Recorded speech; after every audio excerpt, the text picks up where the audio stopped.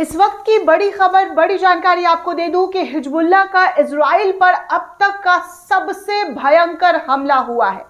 जी हाँ दोस्तों, इस वक्त का सबसे बड़ा हमला जो है इजराइल पर हिजबुल्लाह के जरिए किया गया। करीब 200 से ज्यादा रॉकेट्स और बैलिस्टिक मिसाइल जो है इजराइल के कई शहरों पर दाग दिए गए। कहा जा रहा है कि 200 से 250 मिसाइल जो है हिजबुल्लाह ने इजराइल पर दागे हैं। भास्कर की रिपोर्ट तो कुछ यही बता रही है कि अब तक का सबसे बड़ा हमला जो है वो इजराइल पर हिजबुल्लाह के जरिए किया गया है और इजराइल में पूरी तरीके से जो है हर तरफ अफरा तफरी मचा हुआ है। लोग अपनी जान को बचाते हुए नजर आ रहे हैं, बंकर में छुप रहे हैं। हर जगह से सायरन की आवाज आ रही है क्योंकि इजराइल पर हर तरीके से, जी हाँ, चौतरफा हमला जो है वो हिजबुल्लाह ने कर दिया है। कहा जा रहा है कि ईरान ने जितना खतरनाक हमला नहीं किया है उससे भी कई गुना ज्यादा हमला हिजबुल्लाह की तरफ से किया गया है। हिजबुल्लाह के नए चीफ के इशारे पर यह हमला किया गया है। जो नए चीफ नईम कासिम नियुक्त किए गए हैं, उनके आदेश पर हिजबुल्लाह के कमांडर्स ने हर तरफ इजराइल में कोहराम मचा दिया है। इजराइल की धरती पर इस वक्त 250 से ज्यादा बैलिस्टिक मिसाइल दागे गए हैं। इस वक्त की बड़ी जानकारी, बड़ी खबर आपको दे रही हूं कि इजराइल और लेबनान के हिजबुल्लाह के बीच संघर्ष विराम की खबरों के बीच एक बार फिर से तनाव बढ़ता हुआ नजर आ रहा है। कहा जा रहा है कि यह युद्ध तीसरे विश्व युद्ध की ओर बढ़ता हुआ दिखाई दे रहा है। तीसरे विश्व युद्ध का आगाज जो है वो यहीं से शुरू हो गया है क्योंकि लेबनान और हिजबुल्लाह ने मिलकर इजराइल पर जो अटैक किया है, इस अटैक से इजराइल को काफी नुकसान पहुंचा है। बात करें दोस्तों तो रविवार को हिजबुल्लाह ने इजराइल पर 250 से ज्यादा मिसाइल और ड्रोन से हमला किया है। यह 7 अक्टूबर 2023 के बाद से 13 महीने में अब तक का सबसे बड़ा हमला बताया जा रहा है कि जो 7 अक्टूबर को हमास के जरिए इजराइल पर अटैक किया गया था, उसके बाद से अब तक 13 महीने कंप्लीट हो चुके हैं और इन महीनों में इतना भयंकर हमला अब तक हिजबुल्लाह के जरिए किया नहीं गया था। हालांकि हिजबुल्लाह टारगेट तो कर रहा है इजराइल को, लेकिन इस इतने बड़े लेवल पर, इतनी बड़ी तादाद में रॉकेट्स और बैलिस्टिक मिसाइल और ड्रोन से हमला करेगा, इसका अनुमान इजराइल ने भी नहीं लगा रखा था। इस बात की जानकारी भी निकलकर सामने आ रही है कि 2023 के बाद से अब तक का सबसे बड़ा हमला हिजबुल्लाह ने कर डाला है इजराइल पर।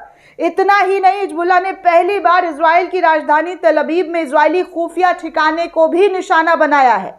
इजरायली पुलिस के मुताबिक तेल अवीव के पूर्वी हिस्से पेटा टिकवा में भी हमला हुआ है। इसमें कई लोगों को मामूली चोट आने की भी खबर निकलकर सामने आ रही है।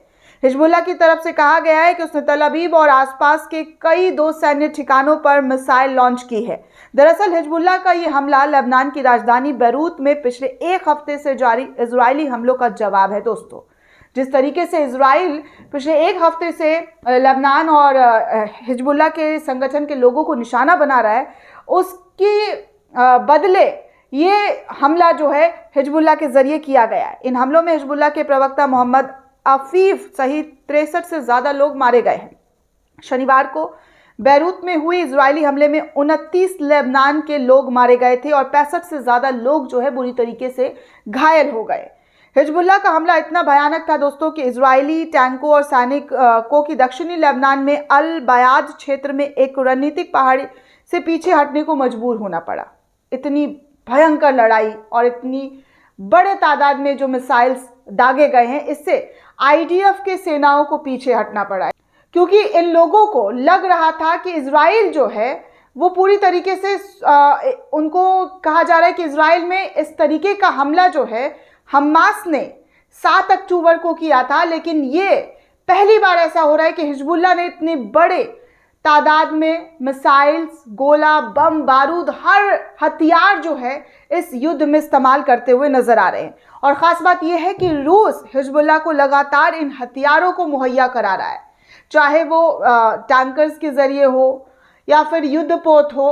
हर तरीके से रूस समर्थन हिजबुल्लाह का करता हुआ नजर आ रहा है क्योंकि रूस ने साफ तौर पर ईरान का साथ दिया था और ये भी कहा था कि ईरान के साथ जो भी संगठन है वो उसका पूरी तरीके से मदद करेंगे।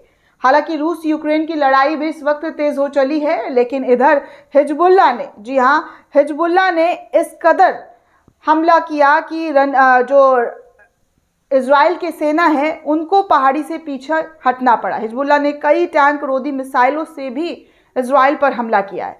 हिजबुल्लाह ने हाइफा शहर के पास इजरायली मिलिट्री बेस को भी निशाना बनाया है। इजरायली जो सेना का बेस था उसको भी पूरी तरीके से नष्ट कर दिया है। हिजबुल्लाह ने कहा है कि उसने हाइफा के उत्तर स्थिति ज्वेलन मिलिट्री इंडस्ट्रीज बेस को भी मिसाइल से निशाना जो है वो बनाया है।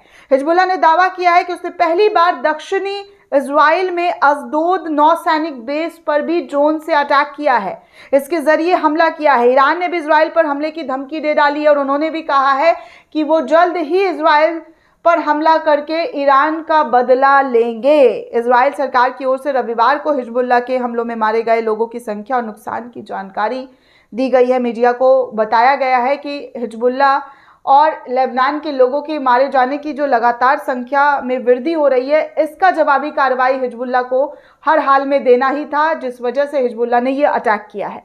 आपको दूसरी ओर बता दें दोस्तों कि जॉर्डन की राजधानी ओमान में भी इजरायली दूतावास के पास रविवार को सुबह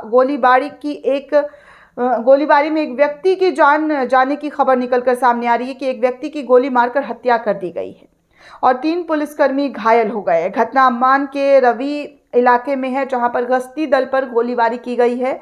इसके बाद सुरक्षा बलों ने हमलावरों को घेर लिया, तभी व्यक्तियों ने सुरक्षा बलों पर गोलियां चलानी शुरू कर दी, जिसके बाद सुरक्षा बलों के साथ साथ मुठभेड़ में अपराधी को भी मारा गया। 3 पुलिसकर्मियों का जो है फिलहाल इलाज चल रहा है। तो इस तरीके से लगातार इस हमले को लेकर जो अपडेट सामने आ रहे हैं वो आपके सामने है कि कैसे हिजबुल्लाह ने इजराइल को सबक सिखाने के लिए कोई भी कमी नहीं छोड़ा है। हर तरफ, जी हाँ, हर तरफ हिजबुल्लाह के अटैक से इजराइल में जो है कोहराम मचा हुआ है। आज तक के हवाले से भी कुछ खबर निकलकर सामने आ रही है दोस्तों कि इजराइल की ओर से बेरूत पर किए गए हमले के बाद लेबनान